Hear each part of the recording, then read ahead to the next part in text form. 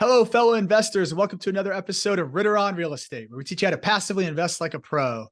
Today, I've got a guest. He's a good friend of mine, Saket Jain. Saket has done a number of different things. Currently, though, he is the CEO of Impact Wealth Builders, and he's focused on building out a portfolio of B and C class multifamily apartments. In addition to that, Saket has served in operational leadership roles at Airbnb. He's a best-selling author. And when he's not working, he has a wife and two daughters that I'm sure take up a ton of his time. So Saket, thank you so much with all that you're doing and how busy you are that you could be here today to join us. Hey, Ken, thanks for having me on. I'm really excited to be on the show. Awesome. Well, let's start at the top like we always do. Tell us a little bit more about who you are and how you got to be where you are today. Yeah, let's take a little bit of back journey. So if my accent didn't give away or my name didn't give away, I grew up in India and moved here a while back, man, about 22 years ago. So I've spent a good part of my life here now, and this is home. And being from India, the reason I tell that story is being from India, real estate is embedded in our blood, right? Because everything in India, at least when I was growing up, was all about hard assets, gold, silver, real assets, things that you can touch and feel. So as soon as I came into the country, I essentially started buying real estate left and right. However, it wasn't until 2016 when I got intelligent about buying it. Before, we were only buying for appreciation, and they played a very big role in helping us grow our net worth. But in 2016, I got laid off. And that's when, for me, I've gone to the best engineering school back in India, IIT. I got my MBA from Columbia. I was a management consultant, working for the Fortune 500. Everything was to the script. You can literally read a script and like, this person has a perfect career and a perfect life. But of course, it was very fragile, and I didn't necessarily pay attention to that, or I had a blind spot. That's really the time where I started looking into cash flow rather than net worth, right? Kind of like, how many days in my life can I survive with in passive investments that I have versus do I have a 5 million in bank or $10 million or 100 million, whatever that number ends up being for somebody, right? So we essentially started trading our appreciated assets, and thankfully they were all appreciated fairly well, to now cash flowing assets, right? When I say cash flow, essentially cash flow positive after all the expenses. Gotcha. And that's when the bug caught me. Kind of like, what, this is easy and this is possible. I just never thought about it. Now that doesn't mean it's simple. It's easy. That means you can have some consistency around it. And when I got hired at Airbnb, I knew that at some point company is going to go public, and by that time, I had realized the advantage of the tax advantages that an asset like real estate can offer you, and also to offset, not just to offset your passive income, but also to offset your active income.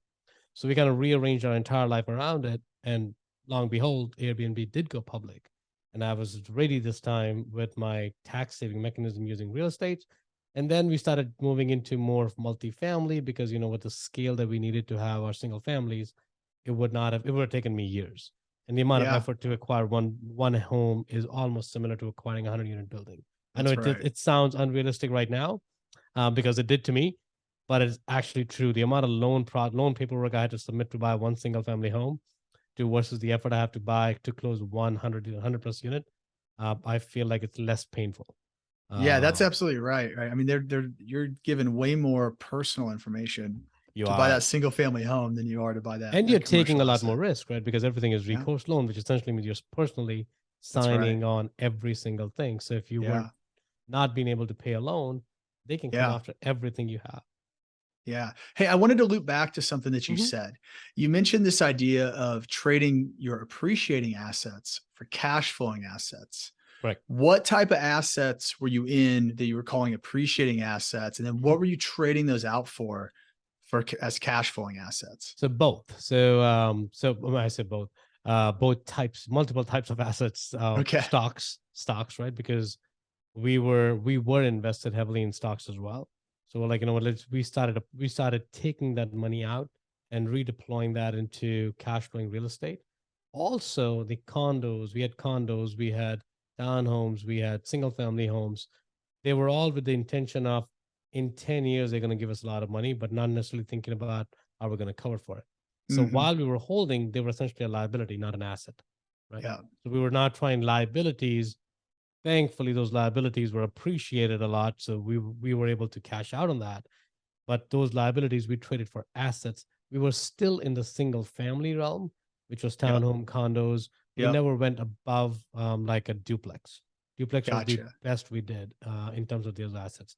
And the one thing we did differently was at the time, pre to 2016, it was predominantly places where I would live for more than 6 months.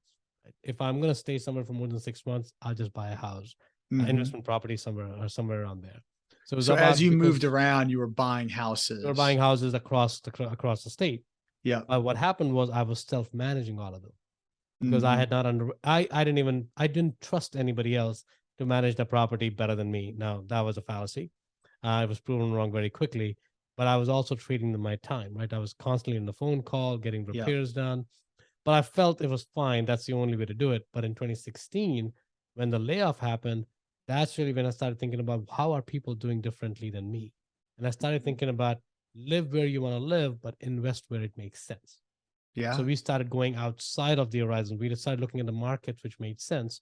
We had bucketed the markets into highly appreciating, kind of like the linear markets, the Midwest, and sort of in Mhm. between the hybrid markets. And we Mhm. started diversifying within those portfolios. We were still buying in appreciating markets, but not if there was going to be a negative cash flow. Yeah. And everything was going to be managed by a third party management. Because for me, leveraging my time became very important because I wanted to Yeah. focus on scale rather than focusing on being in the business and doing everything myself. Yeah. Well, I think so. What's really interesting that I'm taking away is I'm hearing kind of your story as you're evolving as an investor, and you did a couple things. One, so in 2016, you get that punch in the gut, laid Mhm. off, flips your mindset to say, appreciation's great, but it's kind of like it's the same thing with net worth, right? You could have all the net worth in the world, but if you Right. can't pay your bills today, what does it all matter? Completely. Right. So your mindset shifted and said, well, wow, like I'm creating this high net worth, this wealth for the future, but today, where is my cash flow today, right? And so Hmm. then you recognize you got to create a balance there. So that's like one level up, right? And Right. then you said, well, what we're doing is not scalable, Hmm. right? And so you switch from single to multi, it's like leveling up your level of sophistication Right. again, because then you can scale and there's all the economies and benefits that come with Mhm. that, right?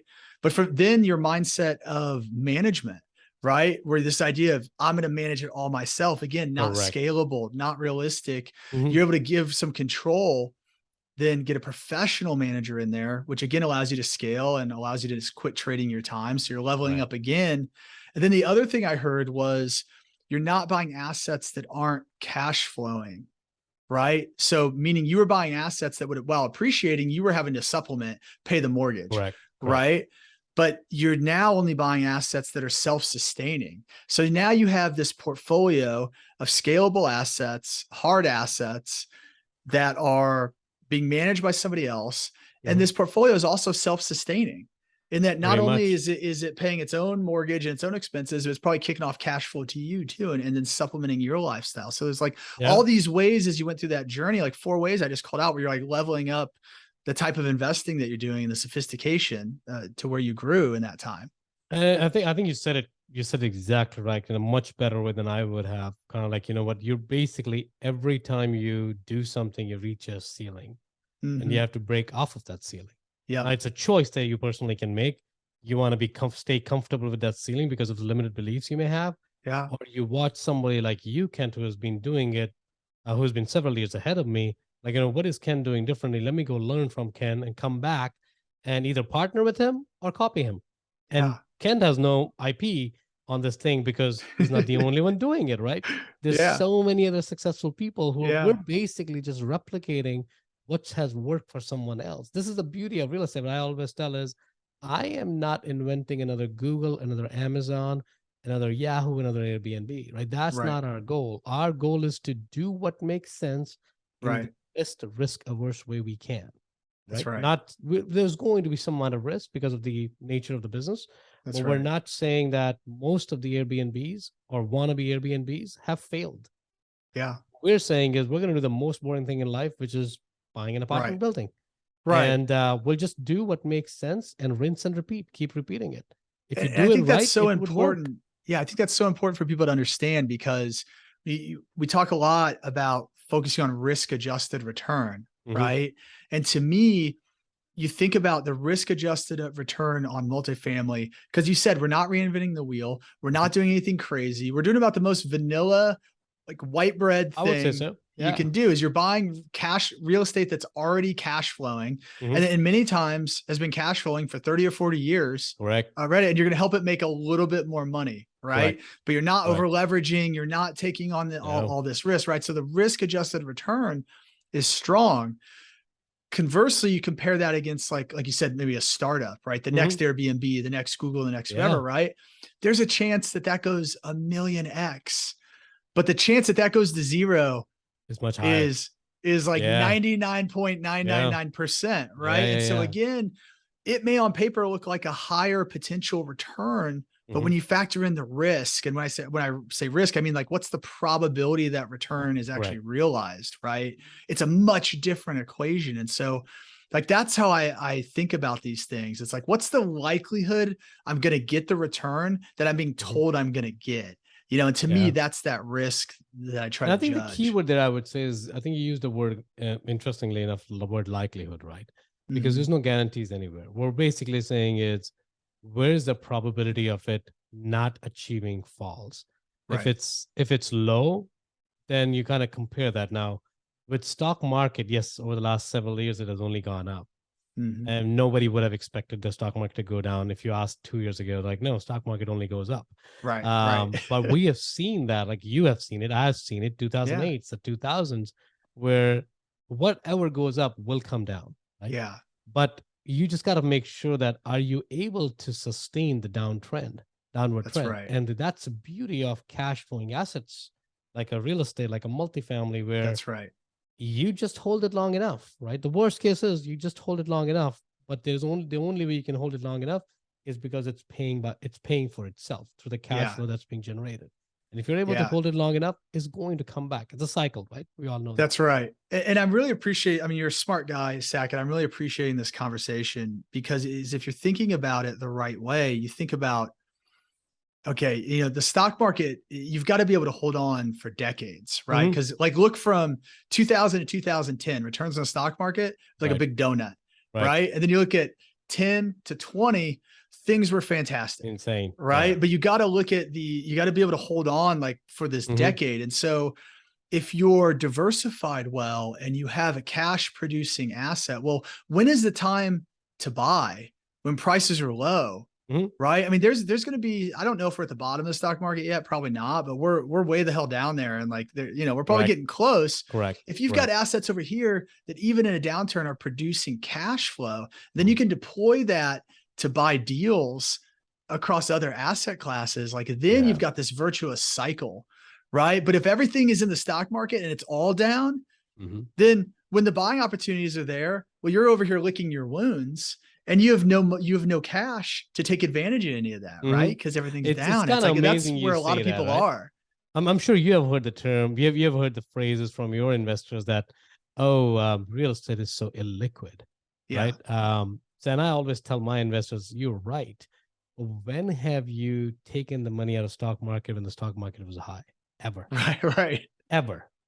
Yeah. Whenever you have a need in your life to take the money out, the stock market is down, and Yep. then you don't want to take the money out anyways. So it's actually very illiquid if you think about it, That's right. because it'll never serve the purpose that you want it to serve, because you'll never be able to time it. That's one. The second is because it's a liquid real estate, it actually takes the emotions out of the investing, right? Hmm. And thirdly, if you're actually partnering with syndicators who are professional investors, they're not doing it because as a part-time job. This is what they do full time, right? Yeah.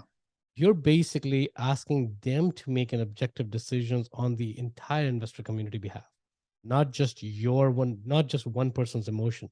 That one Right. person's emotion doesn't govern that. I mean, they're Right. fiduciary responsible to make sure they make the wise investment decision. So they can't just make a decision because, oh, market is crapping out. and there's a lot of fear in the market. Let's go sell. Yeah. Right. So that Yep. illiquidity, which I don't agree it's illiquid. Yes, your money is, you're committing to committing the money to stay there for a longer duration. Yeah. You can't take it out. It actually works in your favor. Right? Yeah. I mean, I think in some ways it's forced savings. I would right? agree. I mean, would if you agree with have, that. you don't, you put this money into a smart asset, then you can't touch it for 5 years. Yeah. You avoid that the midlife crisis, right? Going to get in the red Corvette or the Correct. boat or like the, Correct. whatever And else is going to sit in your driveway. All of us know people who have done that. So Oh yeah, it's 100%. not like it's not been done. It has been done. Happens all the time. Yeah. Well, I'm going to go buy a jet. Perfect. Let's go do it. I got a friend that just got a new boat. Yeah. Well, there you go. Yeah, it happens a lot, right? You always want to be the friend. You always want to have a friend with a boat, right? You never want to have the friend who has lots of liabilities that you can enjoy. That's but right. You don't want to be the one who has those liabilities. That's right. You want to have your assets pay for your liabilities, but not the liabilities pay for your own liabilities. Yeah. Let's chip in for gas. Yes, completely agree. Gas is okay. I mean, it's going up in price, but it's okay. You're right. Another thing I hear all the time is all about, one thing that people don't put into consideration with stock market is that depending upon how you're investing in the stock market, let's talk about passive investing, index fund or some sort of an ETF, right? All of these have some sort of inbuilt fees into it. Some exposed, some not exposed, right? No one's looking at that, and that's on a yearly basis or quarterly basis. Right. That's not accounted for. And what's not accounted for is stocks are not an inflation hedge. Now, some could argue when inflation increases, the company's prices are also going to increase. Yes, they will. However, most of them are not the mundane day-to-day necessity needs, right? They are, a lot of the companies are selling discretionary products. So yes, Apple iPhone is necessary when everyone's got the money, but people are not going to trade up on their Apple iPhones if the market is tanking and they don't have jobs. They're going to live with their old phone for a longer time, till the time they can, right? That's right. Amazon, yes, they're buying everything else right now, but there may come a point where people don't have jobs. They may make a trip to Walmart, which essentially is cheaper than Amazon, right? That there's ways the inflation will affect the businesses. But when you now look at on the flip side of real estate, everyone needs a house to live. Housing is not discretionary. Now, they may not live in a building you own. They may want to live in a different building because of whatever criteria they may have, but there's somebody else who would want to live into your building, right? Yeah. It's always serviceable. You may have to reduce the prices a little bit, but you'll never keep your building 100% vacant. Yeah. There's always somebody who would want to live there, right? And that actually helps us to create value even during the downturn, even during the high inflationary time. This is always going to work in your favor. Now, I'm not saying that everyone should just sell everything in stock market. Well, I may say that on a different call, but on the podcast, I'll never say that. Learn how to diversify, right? I think you and I were talking about just before the call as well, before we went on air, as in diversification is important. You're not going to 10x your money by buying a Tesla, but you're also not 0xing your money by buying a company that may completely disappear. That's right. Several startups have lost money. They've gone down. Yeah, the stock market has only gone 30-40% down, but several startups have gone down. Their stock valuation has gone down almost 90%. Yeah. So if you are holding those stocks, which a lot of my friends own because they work there, they're out of shoes. They're basically, the whole plan for retirement has changed now. Yeah. Wow. I mean, and that's an impact that you just don't want to have to. Yeah. That's why you don't put all the eggs in one basket. You're all good, right? Everything is hunky-dory. And that's what the challenge is. That's the time where you want to deploy your capital differently, because that's the only time you can make a sensible decision. That's right. When market's crashing, you're going to work out of fear, and fear stresses you out. And in stress, there's a lot of confusion, and a confused mind cannot make a good decision. Yeah. No, I think that's so wise, Saket. I appreciate your insights there. I think that's 100% true. And that is the message at the end of the day. It's like, just be diversified. That's how you protect what you have, right? Is by being diversified. And so, and then there's a spot. I truly believe there's a spot for real estate in everybody's portfolio. You can decide your allocation, but there's a spot for everyone. So one thing I'll add to that. Yeah, go ahead. One thing I would add to that is I think it's important to know when you're gambling and when you're investing. Yeah. What do you mean? A very good friend who is all in stock market. And he and I have been talking a lot. We've now shifted him into real estate. But the way he's looking at the investment is, how can I multiply my money faster?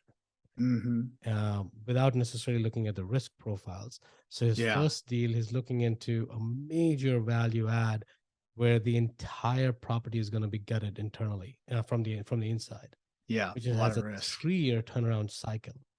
And now, of course, once it all gets done, the cash flow looks good because there was no cash flow to begin with. He's like, oh, the cash on that property is about 11%. I'm like, yeah, it is. It's going to take you 3 years to get there, but you need to look at the IRR. You need to look at the time value of the money and the amount of risk you're taking on that. Are you better off looking at another investment that has a lower risk and maybe slightly lower reward? Yeah. Well, the interesting thing about that deal, right, is the cash on cash may averaged 11%, but really it's zero. And then over here, it's like 25 in like 3 years. Right. Correct. So it's, you are right. There's a whole period where you're not making anything. And a lot can go wrong in that 3 years. Right. A lot can go wrong. I mean, construction deals are complicated. And if you're not partnering with somebody who knows what they're doing, you may lose your shit. And that's why it's very important, like people like yourselves who actually know what they're doing. Yeah, but I like the point about the gambling, because if you're not taking, excuse me, risk into account, then that's really what you're doing. You're just chasing the highest shiny return. And it's kind of funny, right? Because that's exactly what they did in the stock market. The whole thinking is coming back to the real estate market as well. So they're really not diversifying. They're just picking a different asset class to do exactly what they were doing different. And interesting. I think at some point I'm like, you know what? I can only tell you. I can't force you, right? You can tell him the stove is hot. You can't make him not touch it. You can't make him not touch it. Yes. And I'm sure I did the same when I was starting out, right? So it's not a knock on anybody. It's just that when we're looking at it, reflecting back makes a lot of sense. And when I reflect back, I'm like, you know what? This is why we chose to do real estate. Otherwise, we could have stayed in stock market. Yeah. No, I think that's great perspective. Great perspective. So as we switch gears a little bit, while I have you here, you've been in real estate a long time. You're obviously a savvy investor. You're very analytical. I want to hear from you with what's going on in the market right now. Where are you looking? And what are you looking for when you look for deals? Yeah, I think the biggest turmoil that's happening in the market right now is the capital markets, right? And it's not something that's hidden from everyone. And capital markets, for the uninitiated, all it means is what's the interest rate for the loan. That's a less sophisticated way of saying what I just said. So the capital markets in turmoil, which essentially means we don't know where the debt is going to. So we used to get debt at 2 to 3%, even for commercial. And now the debts are going all the way to 6, 7, 8%, depending upon what your property is like and what the risk profile is there. And also the loan to value ratio is coming down, right? You could have put about 80% leverage before. That doesn't, I'm not saying it's right or wrong. I'm just kind of painting a picture of what's happening in the market. And now those LTVs are coming down to some cases to 50%. Yep. Which is good, because that actually reduces the risk. And we can talk about that a lot more of why that's true. But there's no plan. There's no certainty around the debt markets right now. At least 4 or 5 years ago, or maybe up until 1 year ago, people had a perspective of where the debt market's going to look like, right? Right now, people are afraid of making a projection forward. Right. So what we're trying to do, then the second component that is what happens to the demand, what happens to the employment cycle. These are the two major factors that I'm looking into when I'm looking at my acquisitions in the future. So what we're trying to figure out is that when we underwrite the deals now is how can we control the debt, which essentially means is how can we get a fixed loan and still make sense, still the numbers make sense. Because if everything works out for good and the interest rates go down to 3, 4, 5, whatever percentage, and ours was 6, 7, we can always refi, right? But so we can always go take advantage of a lower rate. But what we don't want to do is we don't want to expose our investors and ourselves to a point where we bought it for something at 5 or 6%, but the interest rate jumps to 8 or 9%, because that's not the control we have. Even though we wouldn't want it, we can't influence that, right? So we're trying to say, what variables can we control? We can control the debt by applying a debt which is fixed interest rate. That's one.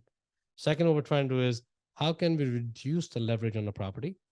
Now, when we reduce the leverage on the property, there's a flip side that the cash on cash goes down, right? Because leverage helps you bring your cash flow up, cash on cash up, because higher the leverage, the cash on cash works better because you're making more money on a lesser cash invested amount, right? Yep. So, but the equity multiple may not change that much because you're making the payments down to basically recoup the benefit at the tail end of it. Right? It's more of educating the investors as well, because they've been used to seeing 8, 10, 11% cash on cash. And now all of a sudden we're talking about 6 to 8%. So we have to paint a picture for them so that because we're in it day to day, we can expect them to understand the market dynamics, right? That's another thing we're doing, looking at putting a low leverage. And then essentially what we're looking at is how do we control the demand side of it? What can happen is in the near future, the unemployment, what's going to happen is with the inflation being so high, and it's not a hidden fact anymore. And I think in the closer circles, we all were talking about it, but now it's more apparent. The only way to reduce inflation, or not the biggest lever to reduce inflation, is demand, control the demand. And how do you control the demand? By essentially increasing the unemployment. So by force or by not force, I personally project that there's going to be an unemployment havoc that this country is going to face, right? So now we talk about, okay, if that happens, if that's true, and I don't have a crystal ball, I'm not saying it will happen. I'm saying the likelihood of that happening from my macro lens is pretty high. And if that happens, what are we going to do on our assets? We're basically looking at, let's stress test the hell out of this asset of what's the minimum occupancy do we need to make sure that we can float the debt, right? Because what's the biggest risk when the property is big? What's the biggest risk in any real estate transaction is, especially with the debt on it, is that bank may take away the property from you. You may have to foreclose the property, correct? That's the biggest risk. Market downturns will happen. As long as you can survive the business cycle, you'll be fine at the end, because it's going to, whatever goes down also goes up, right? So what we're saying is, okay, can we sustain the property at about 60% occupancy with a minimal amount of rental growth, right? We're not talking about, the Arizona market used to be 21% rental growth. We're not building any of that projections. And we never did, and we never will. We're talking about in a market 3 to 4-ish%. Does that make sense? And if it doesn't make sense, we'll even knock that down. Yeah. And after all these things, if it makes sense, now what we have done for the investors and for ourselves is we have taken control of the variables that are not in our control. And by doing that, inherently, we have reduced the risk for the investors. Right? Yep. And we're also now looking at a fixed rate. So you're covered there. So your expenses are predominantly determined already. It's not going to fluctuate by much. There's still variable expenses, which is fine, but not by a huge amount. Your risk for foreclosure has been capped, because a property going, even in 2008 timeframes, none of the properties were below 20%, on an average, about 20% vacancy at the max, right? Right. So we're talking about 40% stress test. So we're basically double the vacancy rate. Yeah. So that's perfect. So likelihood of that happening, fairly low. It can happen.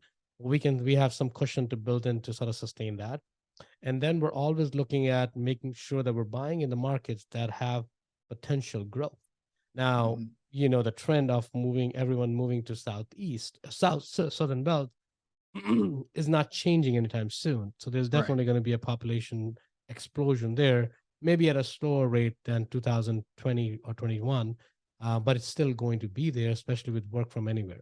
Right? People are moving to the warmer climates. Yeah. So that's right. with that macro, with all of this packaged together, we're now starting to look at, okay, how can we underwrite a deal which is going to check all those boxes?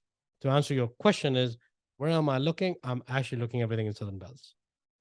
Which markets I'm looking? We're trying to focus on primary and secondary markets. We're trying to avoid the tertiary markets, which essentially means primary market is going to be a major MSA, and then you keep expanding the circle, it becomes secondary, and then you keep expanding more, it becomes tertiary. I've been asked the question, what's the radius of the circle or diameter? I'm like, it's not really that scientific, that 5 mile out of primary becomes secondary. It's sort of you have to understand the market to understand where the primary, secondary, and tertiary are for that MSA, right? So we're looking at those markets. We're looking at assets that cash flow. We're trying to figure out where can we buy, where the numbers make sense. And right now, where the market is, we're underwriting over 10 to 12 deals a day. And we're still not finding the right deals.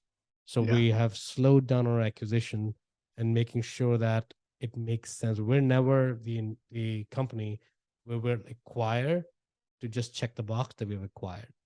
Yeah. That's not the goal for our company. Our company's goal is to make sure that we can make the returns to our investors in the best possible way we can.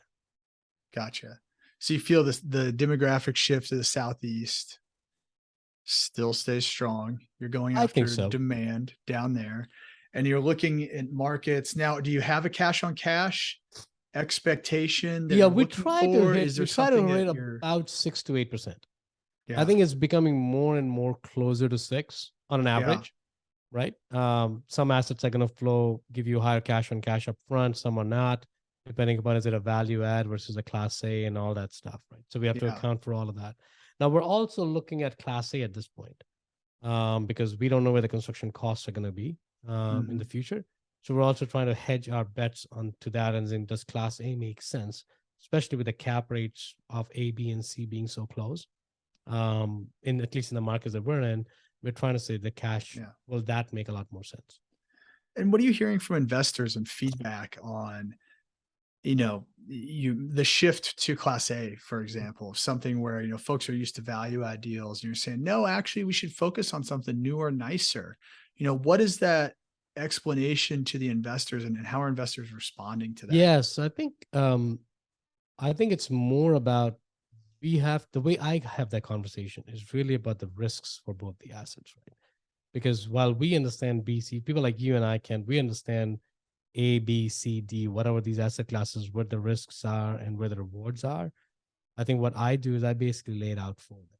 And it's a lot of education because, you have to remember it. We have trained them to like B and C, Yeah. because of the conversations we've had, because of our belief system, our thesis. What we're not saying is, I want to be clear, we're not saying is B and C are bad. What we're saying is, as compared to B and C, does A make sense? And depending upon how we acquired the, right? In Hmm. some cases, A may not make sense at all. B and C may make more sense, right? So it's really Now, more about the risk reward. yeah, let me ask you, when you're evaluating A or looking for A properties, Mhm. how is your, I guess, how is your evaluation? How is your underwriting? How do the criteria change when you're looking at, this Yeah. is a good A versus this is a good like BC value add type deal? Yeah, I think it's going to be more today, at least today, the criteria is going to be with A is a lot of it's going to be on lost lease, right? So we just acquired a building, 2022 build in Myrtle Beach, South Carolina. It's a 252 unit. It's a pretty big acquisition. And we're looking at that deal as in, what a developer built it. They're not the best multifamily operators. So Hmm. it is a business. So if you're buying it from a mom and pop, chances are they didn't do well in terms of managing the asset because they were doing it as a part time, Hmm. or they were not that sophisticated, right? So in this case, the developer just wanted to sell the building. So there was a lot of lost lease left on the table for us. And on top of it, the additional income sources, supplemental income, they were not even considering that as part of the package. They were very minimal stuff, right, of what they had accounted for. So we're Hmm. now looking at those because to us, that's also a value add play, right? But the value Yeah, add it seems play like has there's some changed. value add built in there. Correct. Now, it's a different kind of value add. It's not Yeah. a hard labor value add. We're not saying we're going to renovate the entire building or entire Yeah. multiple units. What we're saying is our value add in that case is that we're going to be bring our experienced team into it and Right. increase the value of the property by increasing the net operating income. Yeah. So it's Better always management. going to be a value add play. Yeah. It's on a risk adjusted basis. Do we want to bet on our experience, which is on our control, or do we want to bet on the market prices and supply and demand, which may or may not be in our control? Gotcha. Gotcha. Well, great. Saget, I appreciate that perspective. I think it's really interesting to hear what you're looking at and how you're changing. I think the shift to A and how A can serve a purpose. I mean, nothing should ever be an absolute no, right? You have to have an Right. open mind. You have to alter your strategy based on the environment. I think you told us how you're doing that. And like you said, there can still be components of value add. It's more from an Mhm. operational standpoint, Correct. though. Correct. increasing rents because rents are lagging the market, or finding other income opportunities, which is a great one. So Mhm. some unique value there to be added for sure. Well, awesome. Well, I want to move you into our keys to success round. I want to Let's do take you it. through I've 4 always been, questions. I've been excited. I've been listening to your show a while. I'm like, I want to do that. Yeah, I there you love go. that. Right. Now's your chance. There you No go. pressure, no pressure. The first question is, if you were going to invest in someone else's deal and you could only Mhm. ask them one question, what is that one question you would ask? What is your worst mistake on a deal that did not work in your favor, and how did you address it?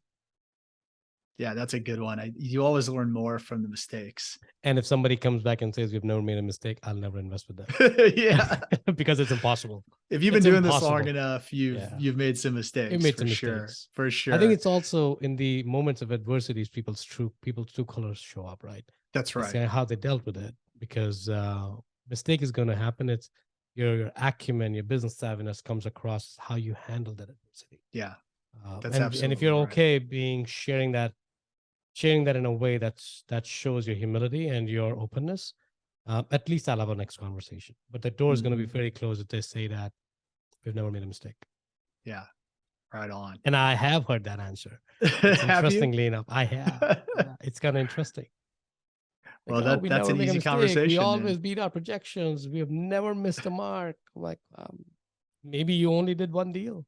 Right. Well, Um, maybe, right? maybe. Maybe. I mean, that's the next It's not like logical they're question, lying. right? But their Yeah. perspective is not. They're not well experienced. That's all it Yeah. shows. Yeah. No, I think it's a fantastic question. What are you most proud of in your career? Pivoting. Our backgrounds are pretty similar. I'm a consultant. Mhm. Mhm. Um, we're used to pivoting because every client you go to has a very different problem that you want to solve. Right. And you have to wear a very different hat to solve two problems at the same time, but compartmentalizing them and Mhm. using a very different approach to solve both problems. I think that training has helped me to basically bring the same thing, as in I look at world not from only one lens. I'm always looking at lenses that at that time in the world, what's the best lens I can wear, knowing what I know the best, Mhm. right? Mhm. And I'm not afraid of making a mistake because I know that most of the decisions are reversible. Right? Yeah. So it's not an analysis paralysis for me. It always is kind of like, let's try this. And if it doesn't work, we can always reverse, as long as we're not putting somebody's life in danger, right? Yeah. Investors' money at risk, and my own. I'm okay risking my own money to learn something, but I would never do that on investors' money. Right. So as long as it's within certain criteria, pivoting is okay, Yeah. because if you don't pivot, you'll perish. That's right. You're right. And I think in real estate, you've got to be able to pivot, right? You have Because to be I able to mean, pivot. especially right Yeah. now, the market is changing. Like you talked about debt earlier, right? Where, 5 years ago, everybody used fixed debt. And Yeah. then 3 years ago, everybody used floating debt. And And everything now became everybody uses fixed bridge. again. Like Yeah. you've got to be able to pivot to the You right do. You tool and do. the right strategy. I So yeah, I think think that's that's where great. that actually what separates the experience from the novice, right? Because Mhm. in the moments like this, if you don't have an experience or the savviness, what you're going to basically say is that it's too risky. I'm not going in, Right. right? Right. And Exactly. it is risky. It always has been risky. Yeah. The only difference now is, in the previous 5 years or 4 years, if you made a mistake, the market will correct it for you. Mhm. That's the That's only right. difference. It That's doesn't mean right. it's less risky. The deal is still the same amount of risk. It's just that your mistake could be forgiven. That's right. Now, if you made a mistake, it may show up, right? Yeah. Your investors will know you made a mistake. So I That's think right. it's a little bit more. That's where, if you have to be more experienced, and you have to have the right ecosystem to be able to survive and thrive in this world. That's right. I think that's really well said. Really well said. So what is a book that everybody should read? I'm a firm believer that anything in life that you have to do starts with mindset, right? It's really what they say, 80 to 85% what happens in the brain, and Yeah. only 5 or 10 or 15% is the mechanics, right? Yeah. So I got introduced to this book called Mindset by Carol Dweck, which gives you the terminology. And once you have a name for a certain thing, I have a feeling people are able to relate to things much better. So you may have heard the term fixed mindset and growth mindset. Yeah. Carol is the person who actually coined the terms, or at least made it famous if she didn't coin it. And she wrote a whole book around it. I would highly encourage everyone to read it. Of course, there's, other real estate specific book, the Purple Book that has changed several lives, The Rich Yeah. Dad Poor Dad. Those books, I think everyone should read anyways. But first, you got to fix what's in here, and then the mechanics will show up. That's great. I wholeheartedly believe you. Absolutely. And then last but not least, what is your number one key to success? Network, my ecosystem. It's kind of like I think I really firmly believe in who, not how, right? Hmm. But it took me a while to get there. So Yeah. before being an engineer by trade and a high performer, I always wanted to do things by myself, and which served its purpose for where I wanted to go. But since I've changed my approach on who, not how, I've actually been able to see the leverage that I've created in my own life. And Hmm. most of the problems I have to figure out now, it's really a phone call away. I know who to call for most of the stuff that I would need help with. Yeah. Right. I have a mindset coach, I have a health coach, I have a real estate coach, I have a mastermind. So I've created a supportive ecosystem around me, which I know if I have a problem and if I ask them, they may not know the answer, but through some degrees of separation, we will know somebody who has either a perspective on how to solve the problem or who has already solved the same problem. So which shortens the curve for me. And I'm right now all about compressing the timelines Hmm. through partnerships, through ecosystem, through leveraging other people. And I'm okay with being the stupidest person in the room because I think that's the best room to begin with. Absolutely. Absolutely. And that can be hard, right? That can be It hard is to kind hard. of It is hard. suck that ego down and be willing to be humble. But you're right. That's exactly the room you want to be in. You want to be in that 100%. room because if you're in this smartest room, you want to change the room. So I do that all the time, right? So I would Yeah. go into a room where people who are more accomplished than me, smarter than me, and within 1 year, I figure out I'm speaking the same language, I'm speaking the same thinking. I need to Yeah. change the room Yeah. because I need to find a room that's even smarter than the previous one, or they're smarter in a different way than the Yeah. previous room, right? So always the growth is the key. That's great. That's great. Well, Saket, thank you so much for joining us today and sharing all your wisdom with the group. If folks want to learn more about you and Impact Wealth Builders and what you're Mhm. doing, how can they reach you? Yeah, definitely. So I think impactwealthbuilders.com, that's my website. You can join our investor club, and through that, you'll be able to schedule a call with me. I do the first wealth building strategy call as a complimentary call because I really love learning people's journey and see where I can help them. I also have my own podcast, which got launched last week. Yay! Nice. It's called Migrate to Wealth, where you can always listen in our perspectives. We bring guests like Ken yourself, where we're basically sharing perspectives and, more importantly, mistakes and the life's inspiration. So somebody can, if that sparks anybody's inspiration, you can all just tune in there to find me there as well. Awesome. We'll make sure all that's listed below. Saket, thank you once again and have a great rest of the day. Perfect. Thank you, Ken, again for having me. I really enjoyed the conversation. Absolutely.